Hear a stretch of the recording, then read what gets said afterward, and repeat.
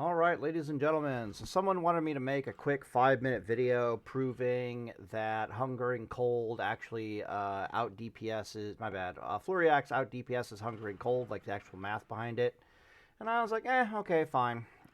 So to start off with, this is Flurry Axe's true attack speed. Let me get some coloring here. Okay, let me get the square box here. This is Flurry Axe's actual attack speed.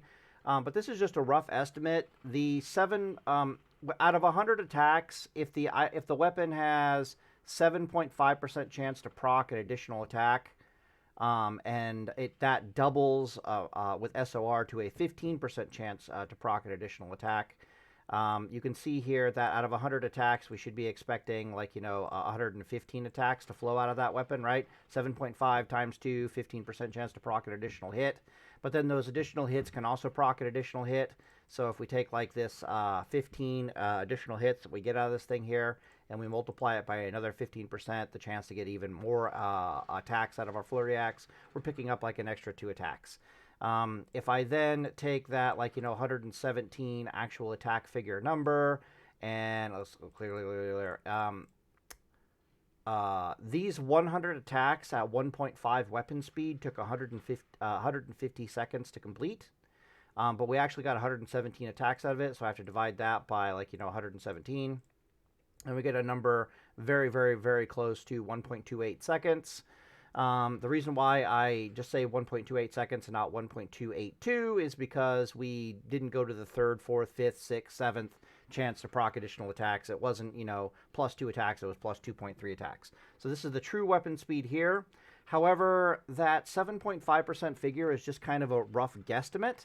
So in all the math I ever do for Flurry Axe, I always assume she's a 1.3 second weapon speed, when theoretically she's a little bit faster than a 1.3 weapon speed. Now the first question we have to ask ourselves concerning this is, what the hell are we even using our Flurry Axe for? Under what conditions are we using it for? Are we using it in raids for DPS? Probably not. Are we using it for single target in the open world? Probably not. Are we using it to tank in a dungeon? Yes, 100%. But when we're using it to tank in a dungeon, all we really care about is the holy damage coming out of it, because that's going to give us noticeably more TPS. So it'll be pretty easy for us to figure out if the Flurry Axe is actually better for tanking purposes.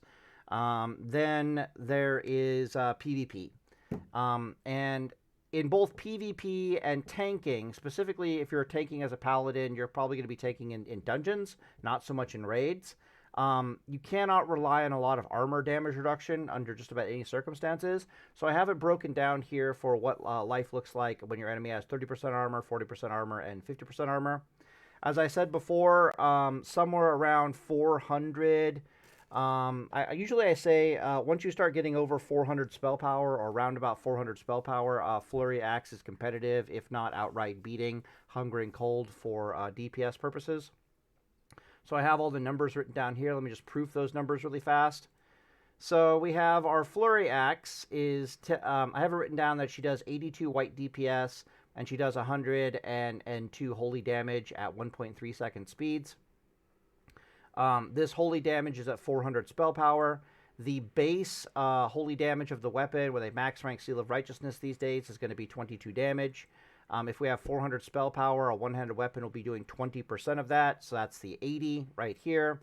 And that's how we come to the conclusion that every weapon swing at 400 spell power, we're going to be doing about 102 holy damage per hit. Okay, per hit. How we calculate the DPS is we basically just come over here and we go on the fitting tool. Here I have like a 6-piece martial set and then some random bits of gear. This thing has plus healing rather than spell power on it. If I scroll down, you can see my spell damage is only 186. But if I swap some gear around, or even remotely sneeze at this gearing, I'll get 200 spell power without breaking a sweat. When you judge Crusader on the target, you're getting somewhere in the vicinity of 200 spell power. Especially if you're using the Libram of Fervor, which I am a big fan of. Where are you at? Really? No. I think it's actually just blue. Yeah, Fervor. Says it adds 40 damage to holy damage to the Crusader. Our Marshal's Gloves, I forgot about this, secretly says that increased holy damage bonus of your Judgment of the Crusader by 20. You start combining these two things together with even remotely close to 200 spell power, you're going to have like 400 spell power without breaking a sweat.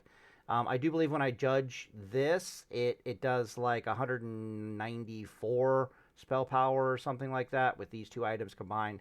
You get the idea. So we're going to assume we have 400 spell power. But you'll just gear it up over here, including the talents, right? I think this is a Reckoning talent build. Okay, cool. You can see that we have a 17% critical strike chance with the current gear that we have set up right here. If I scroll over damage with the Flurry Axe, let me go back to gear.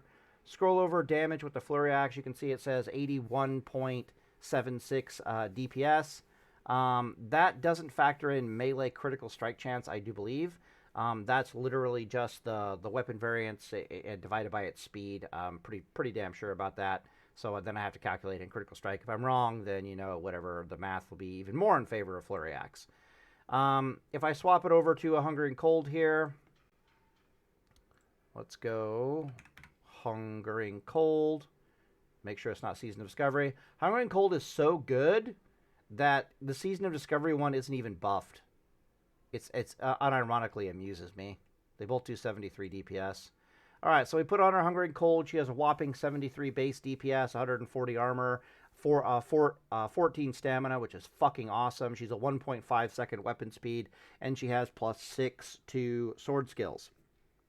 In PvE, those sword skills matter. In PvP, those sword skills don't really matter. At most, these like +6 sword skills, I think, is worth like +5% chance to hit or something like that, but you're already going to be kind of hit capped, so it doesn't really matter. Negligible for DPS purposes. If we scroll over the damage, you can see that she's very close to 120 DPS. She's 119.43 DPS with that 17% critical strike chance that we've been talking about. All right, so that's where we get the 120 white DPS for the Hungering Cold, and then the 102 damage per hit. And then our Flurry Axe, of course, is doing similar numbers with the holy damage, but she's doing it at 1.3 weapon speeds, which is primarily what changes things. Okay, so at 30% armor, let's zoom in on this.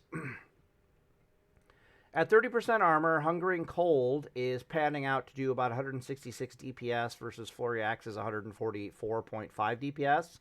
Flurry Axe will begin to perform better and better and better the higher the armor of the target and or the more spell power you have on your gear. So if you're a spell power heavy, if you're an all stats geared paladin, you're going to have about 200 spell power.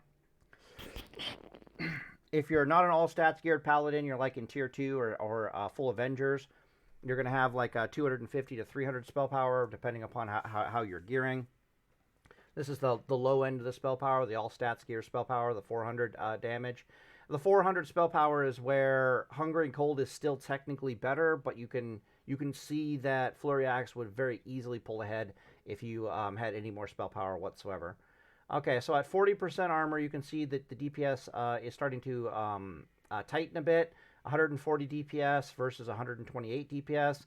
And then at 50% armor, it's getting really close to each other. It's 128 DPS to 120 DPS.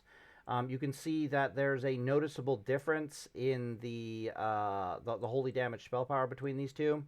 Really, all Hungering Cold has going for it is white damage. As a general rule, in a perfect world, if you had all the weapons available in the game, you'd want to use Hungering Cold against enemies that have low armor, and you'd want to use Flurry Axe against enemies that have high armor. There's other little aspects to talk about here, though. Hungering Cold doesn't really have... She has good weapon variants. Like, Hungering Cold can overperform only really from your critical strike, right? If you crit more than normal, Hungering Cold will overperform in a PvP situation, if that's what you need out of her. Flurry Axe can't really rely very much on the white damage as a source of overperformance. You can kind of see it here. Her white damage is pretty meh.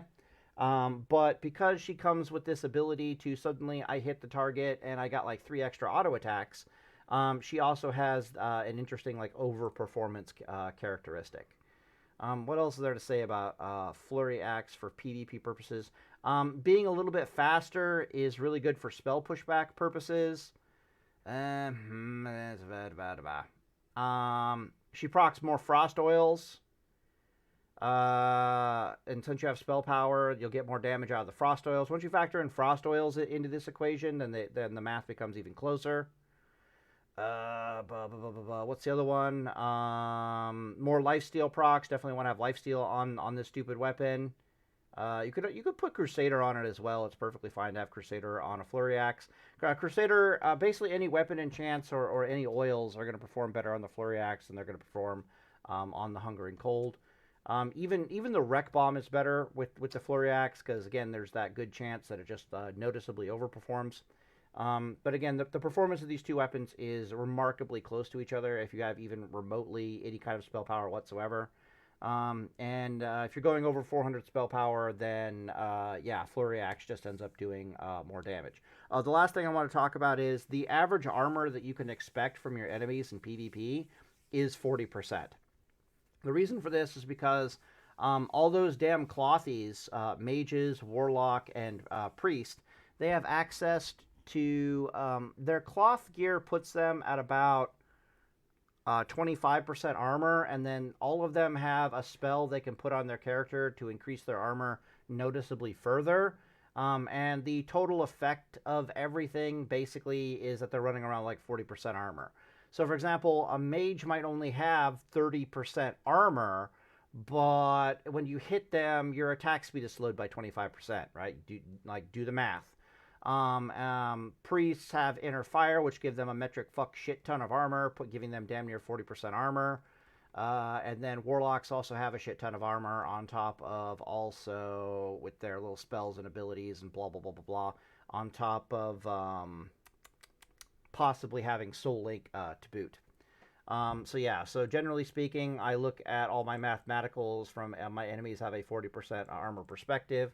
Clearly, Hunger and Cold is better under these circumstances, but it's not going to take much like a Frost Oil or two, sneezing in the general direction of my spell power, and the next thing I know, Flurry Axe is going to outperform her.